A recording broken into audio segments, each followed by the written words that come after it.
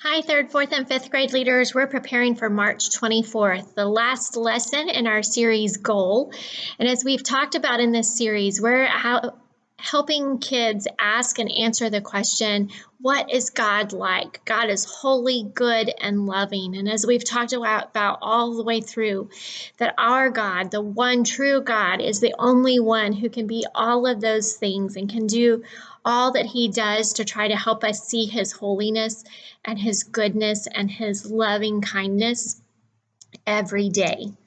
So this week we're going to finish up by having a quick lesson on Leviticus. If you've read Leviticus, or maybe you've gotten bogged down in a one-year reading plan in Leviticus, it gives all of the rules for how God was helping the Israelites have relationship with him. Remember, as they were moving through, they were having a hard time staying focused on their relationship with God. They built a big gold cow.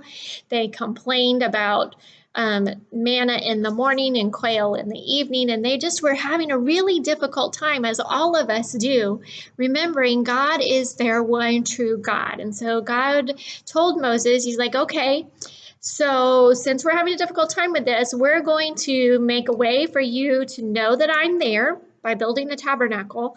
And then there's going to be these extra rules that I need you to follow so that we don't get offline. Remember, his idea the entire time, though, was that Jesus was going to be God with us, tabernacle with us, person with us.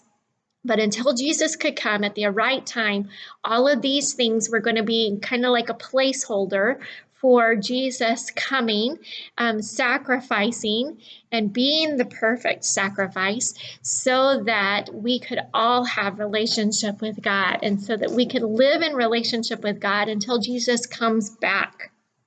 So, all big stuff, all big crazy things that we get to teach through the life of Moses right now.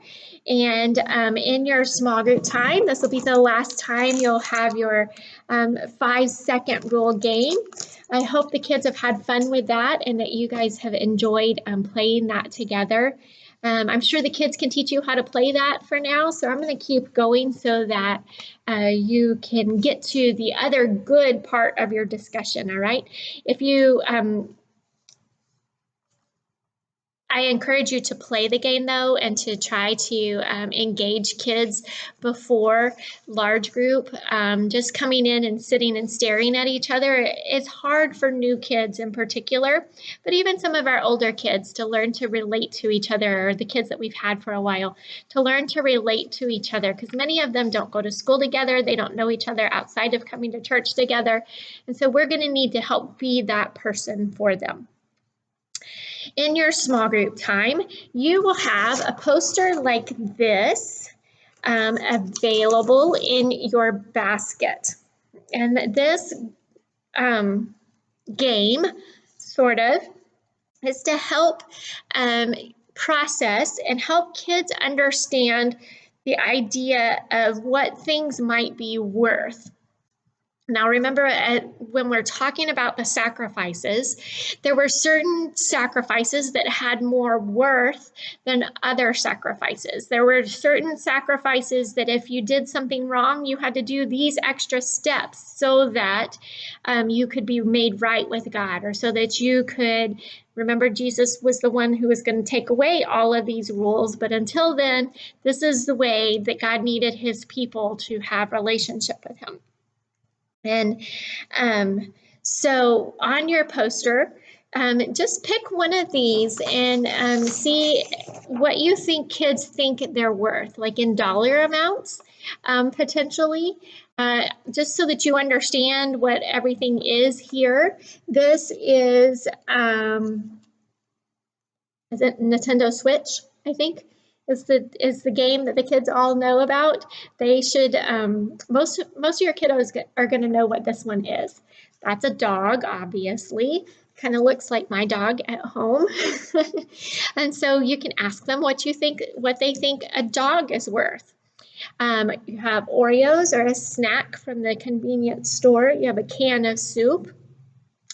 There's a faucet running with water into like a bathtub. This is to show the picture's supposed to be water. Like, how much do they think water is worth? And, I don't know if you are passionate about clean water in other areas of the world, but water could be worth somebody's life, honestly, if they didn't have clean water. So you could have that kind of conversation. You have a bicycle, we have a TV, we have a house, and hopefully this looks like many of our kids' houses. And then we have some words on here. We have Jesus, and we have mercy, and we have sin, and we have grace. And maybe you need to define those things for kids. I'm hoping that by having these things to talk about, that you're beginning to have conversations with kids they're helping their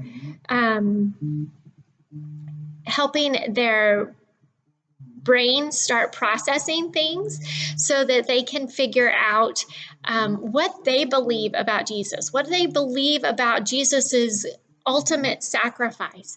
What do they believe about why God sent Jesus to be that ultimate sacrifice? There's a good reminder in here that God is holy and requires a sacrifice for sin. That because of his holiness, because we cannot ever measure up to his holiness, there has to be a required sacrifice for what we've done to separate ourselves from God. And that sacrifice came in the person of Jesus. The Bible teaches us that the fair payment of our sin is actually death.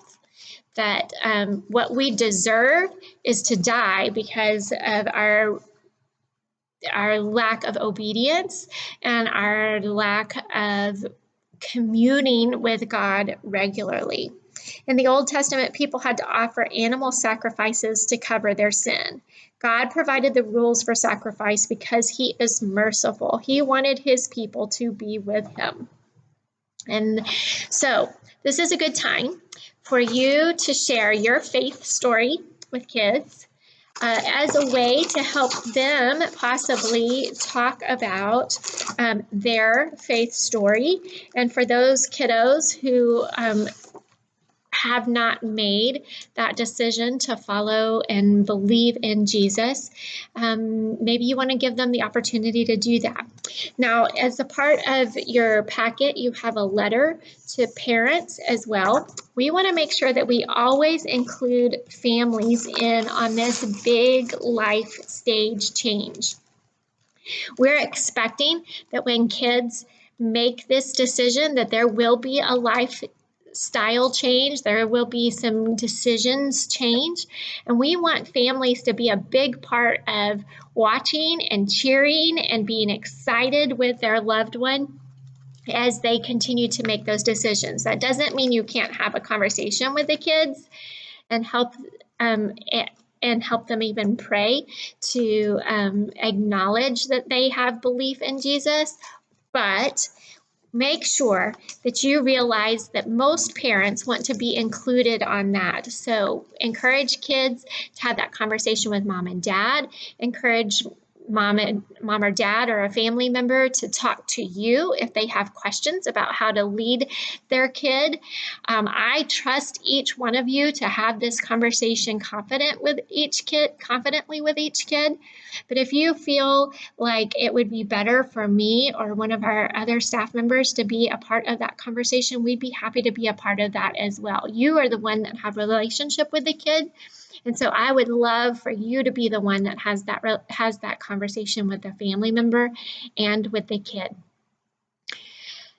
So that is where we wind up, and what a great place to be leading into Easter, where we're understanding God's design for this sacrifice that is coming through all of the events that will follow through in Easter. Thank you for loving and leading well. Remember, our revival starts tonight on March 24th, and we'd love for you guys to come join us. We'll have activities for kids 3rd grade and under to be a part of if they don't want to come be a part of the revival with you. If you have some kids who wouldn't be a huge distraction, kids are always welcome to stay with you, but if it would be better for you to be engaged and for your kids to be otherwise engaged, we will have free services for kids and groups for kids. Feel free to reach out to me at any time if you have any questions, and thank you for leading.